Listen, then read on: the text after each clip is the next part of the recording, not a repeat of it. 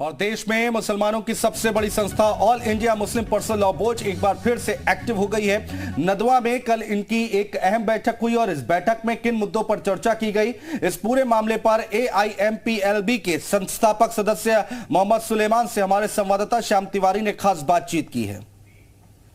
All India Muslim personal law board की लखनऊ में बेहद अहम बैठक का आयोजन किया गया। इस बैठक में देश भर से लोगों ने शिरकत की, कुछ मुद्दों पर चर्चा हुई और कुछ रिजोल्यूशंस पास किए गए। All India Muslim personal law board के संस्थापक सदस्य मोहम्मद सुलेमान जी हमारे साथ मौजूद, उनसे बात करते हैं।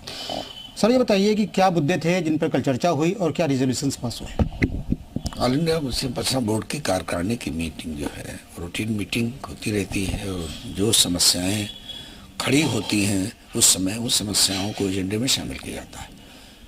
लिहाजा कुछ अहम मुद्दे इस समय हमारे समाज में, हमारे देश में खड़े हैं या कृत्रिम तौर पर खड़े किए गए हैं, उन पर चर्चा होनी थी, तो इस तरह से वो एजेंडे में शामिल थे और एक एक करके विषय पर चर्चा हुई। यूनिफॉर्म सिविल कोड को लेकर के बताया गया, चर्चा हुई, उसमें किन बातों पर चर्चा की गई, इसके किन किन पहलुओं पर और क्या डिसीजन लिया गया? देखिए, भारत के संविधान की संरचना में जो कॉन्स्टिट्यूएंट असेंबली के माननीय सदस्यों ने भारत के बारे में सोचा था, उन्होंने भारत की सामाजिक संरचना को सामने रखकर बहस की थी और 2 साल से ज़्यादा बहस चली। उसमें बहुत सी चीज़ें तमाम सामाजिक इकाइयों को के संरक्षण के लिए, उनको भारत के सामाजिक ताना बाना में जोड़ के रखने के लिए तय की गई थी। उसमें कॉन्स्टिट्यूशन का एक प्रियम्बल है, निर्देशिका है, जो प्रियम्बल तय करता है कि संविधान का जो पूरा ढांचा है किसके उस पर रहेगा, वो एक तरह से उसकी नींव है।